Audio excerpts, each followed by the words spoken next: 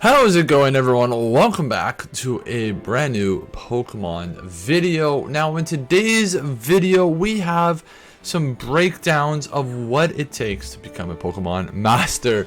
So all in all, this video is going to help you, especially if you don't know Pokemon 101, the basics of breeding, EVs, IVs, all the simple stuff that maybe you've missed something, maybe you just don't know how it is, how it works. We're going to be explaining it all in this video. I will put the chapters in the video to help break down whatever you need help with, and you can locate whichever part of the video that's best suited for you. But furthermore, guys, make sure to hit that like button, make sure to subscribe if you have not, and let's get this party going.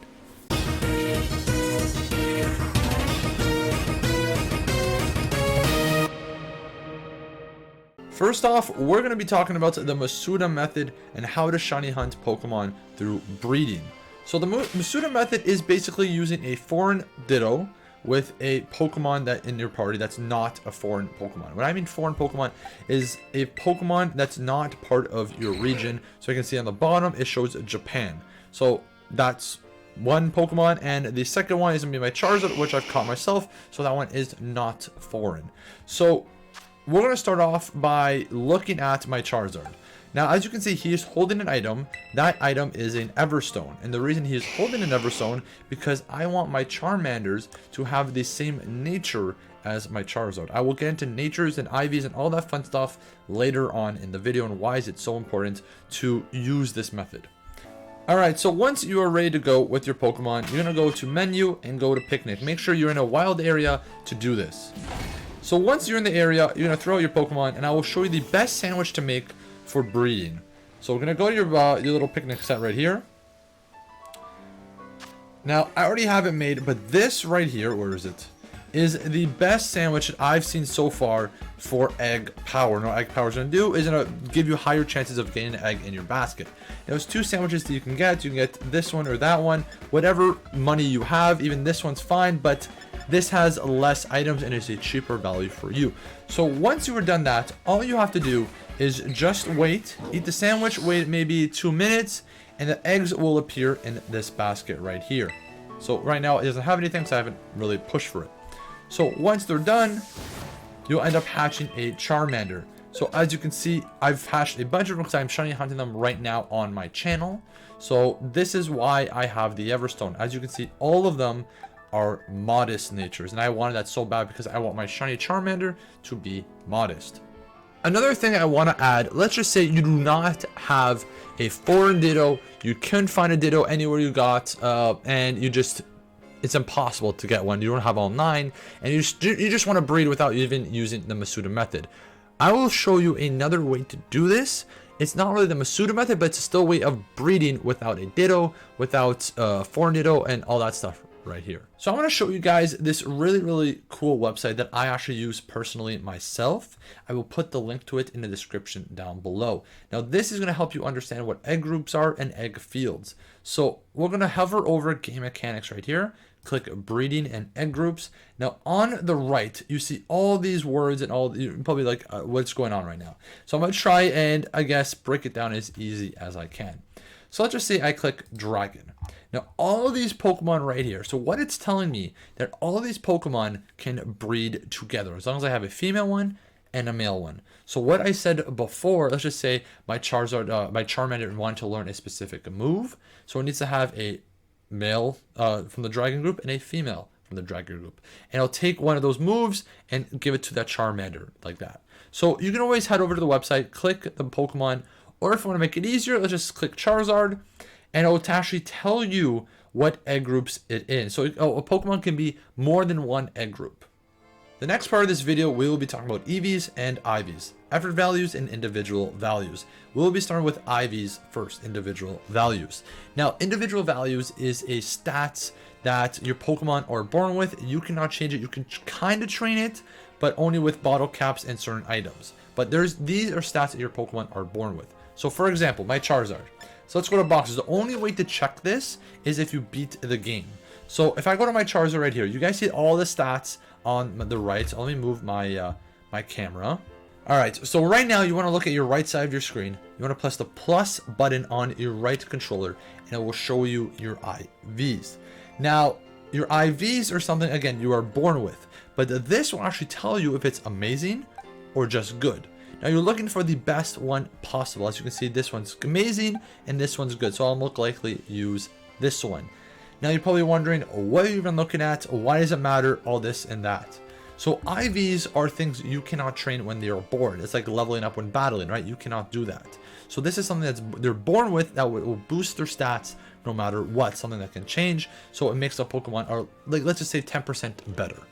So if we look at Charmander stats right here, you're probably thinking, which one should I be looking at? There's a lot of special attack, special defense, speed boost. It really depends on your Pokemon. So I'll show you what I mean. All right, we're going to talk about EVs now, effort values. Now, this is a little bit easier to understand and something you are in control of. Now, effort values is what you get for every time you kill a Pokemon, and specific Pokemon give different effort values. Now, the reason effort values are so important is because, again, it boosts a stat of a Pokemon. So let's just say my Charizard, I'm going to use him as my guinea pig in this video. So I want to go summary. I want to go all the way to this right here and click my little left button. And this right here will show you the effort values of your Pokemon. The graph indicates where it's kind of pointing to. So for Charizard, you want him to be boosted in special attack and speed. So the way to break this down, I have everything in the links down below. I'll put a Google Doc to break down what Pokemon give what and what Pokemon are the best to hunt for. So it sounds very confusing, but it's not. So I'm going to break this down a lot easier for you guys. I'm going to show you some visuals to help you understand how EVs work. So I'm going to go back and reference this page. I'm going to go to my Charizard right here. Now it shows me his base stats. So this is telling me I want to get his EVs as much as I can in speed and his EVs as much as I can in special attack. So again, it really depends on the Pokemon and how you're going to use him. Again, I will make sure to cover that as well. So for Charizard, you want to be able to kill Pokemon that will give you speed EVs and special attack EVs. Again, I will cover that in a couple seconds. All right, so I made this graph to help you guys understand what Pokemon give specific EVs and how to help you grow your Pokemon. Again, I will put the link to this in the description down below if you guys want to save it for yourself. So I'll just start right at the top. Now, these Pokemon right here will give you 1 EV per stat, and these Pokemon right here will give you 2 EVs per stat. And I'll show you how to boost those in a second. So let's start with this Paldean, Wooper, Azurill, and Lechonk. Killing these Pokemon will get you 1 EV in HP. Now, be careful because you cannot use the Let's Go method to get these EVs. You must actually fully battle them to get these EVs. Again, same goes with Yongoose, Shinx, all those Pokemon right here. Now, these Pokemon are going to get you 2 EVs. Chansey, Flamigo, Charcoal, Golduck, Altaria, and Kilowattle. So different Pokemon give you different results. Now, you can only get 252 per stat. Now, I'll show you what I mean. So it's another page I will be referencing, Pokemon Showdown. I'm referencing a lot of pages, but I want to show you guys visually what I mean so you guys do not get confused. So I'm going to go to my team, my Charizard team. And as you can see, these are his base stats right here. Now, EVs are divided pretty simple. You can only use 508 per Pokemon. Again, 508 kills get you the max EVs for Pokemon. But you want to divide that up the right way. So you can always use this website and reference it to play around with the Pokemon you want to get. I'll put, again, all the links will be in the description down below. So my Charizard, I want to make him speed, right? So if I go ahead and start killing a lot of Kilowattle, I want to try and get him to 252 EVs. Now, each EV will only max out at 252. You cannot go higher than 252. Now I have 256 remaining. I'm going to go with a special attack. So I'm going to kill either Golduck or Psyduck. And that will get me all the way up to 252 special attack. Now I have 4 remaining. I can put that wherever way I want. If I want to make him a little bit bulkier, I can put the 4 there. If I want to make it more physical, whatever, or wherever you want to put it, you put it there. And you kill whatever Pokemon you need to kill. So it really depends on how you want to make your Pokemon. To do that, you want to go back and reference my other website that I used. So each Pokemon will show your base stats right here. So you'll see the green ones are more better for that Pokemon, and the other ones also have red if needed to be. So it really depends. Like Charmander, for example, his are all in the red because they're really, really low, and obviously Charizard are more higher because they're really, really high. So again, I suggest taking a look at these two websites. Again, all the description down below, and help reference the Pokemon you want to use. So from what I said before, you can actually grow your EVs faster using certain items. So we're going to go back to the Delibird present. So the exact same one we used before. We're going to go to General Goods and go all the way down until you see the Power Bracer, Power Belt, all these cool things. Now each one of these are a little bit different. Each are going to give you a boost in a specific stat. So the Power Bracer is going to give you the stat in attack. So as I said before, Golduck gives you 2 special attack. Adding this one is going to give you an additional 2. So you're going to get 4 instead of 2. So it makes the process even faster. So if I want to use that for my Charizard, I would just let my Charizard hold the item. That's basically how it works. I will put, again, the graph in the Google Docs, so you guys can click that in the link down below. So like I said, all of it is here in the Google Docs. I put the Power Bracer, what they're used for, and how to boost up your stats faster. This right here are all the berries. Let's just say you used the Pokemon already. Now you understand how to use EVs and you want to get them perfect EVs. There is still a way to do that. Now, each of these berries are going to lower its EVs, and that's Rhaenyra. So you're going to give them that berry. So Pomeg berry is going to lower its HP EVs, and you're going to just reset all of them using that. And berries you can find all around the Paldea region, so they're very, very easy and quick and fast. So you're going to use these to just reset your Pokemon.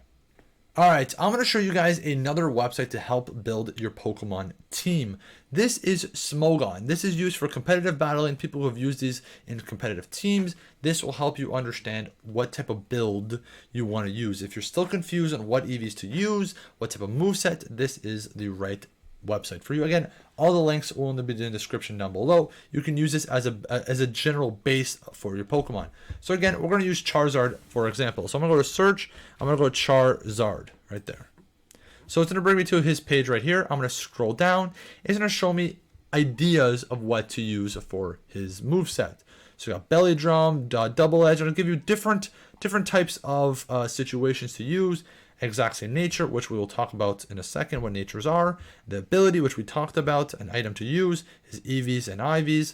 Again, it's going to help you just understand what type of moveset you want to do in competitive, in offline play, whatever you want to do, even just with friends. This will help you just balance everything out.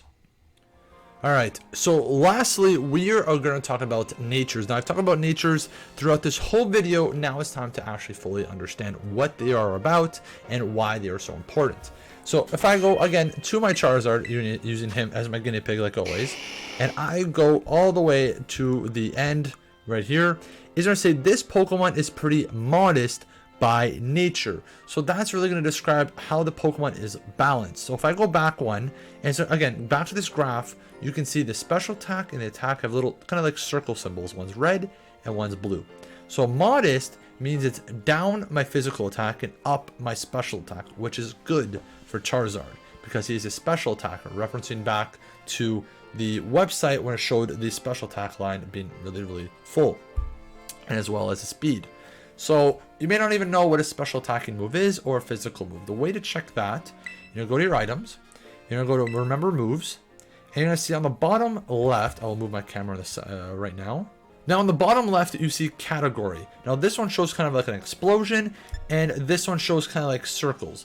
So this explosion means it's a physical attack, and the circle means it's a special attack, which these ones are good for Charizard. Now depending on the power, you can change it whatever you feel.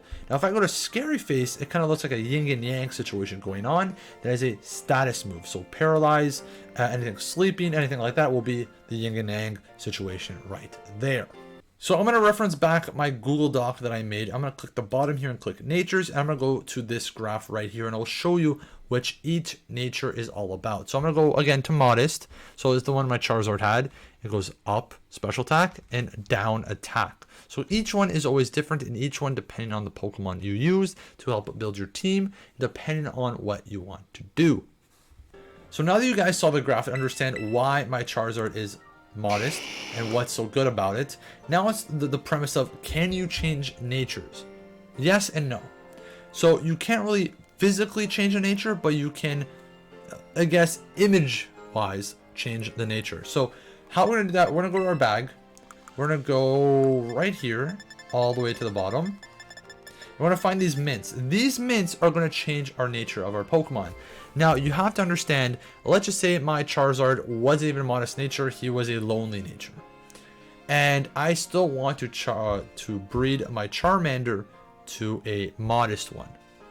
But the only problem with that is if I use a mint with a modest mint, let's say I have right here, I use a modest mint on my Charizard, that Charmander will not be modest. It will be whatever that Charizard was born with. So the mints cannot be used for breeding. So you have to make sure your Pokemon you're breeding is the right nature you want to use. You can use it for battling, you can use it for whatever, the mints, but not for breeding. So just be careful with that. Again, if you do not know what any of these mints mean, just reference back to the Google Doc, or I'll put a reference the picture I put in the video. Alright guys, that is it for this video. I hope you guys enjoyed and learned something from it. If I missed anything, let me know in the comments down below. But make sure to hit that like button, make sure to subscribe if you have not, and make sure to join my Discord if you guys ever want to talk to me, or join a cool community that is growing non-stop. But alright guys, thank you so much, and I hope to see you in the next Pokemon video.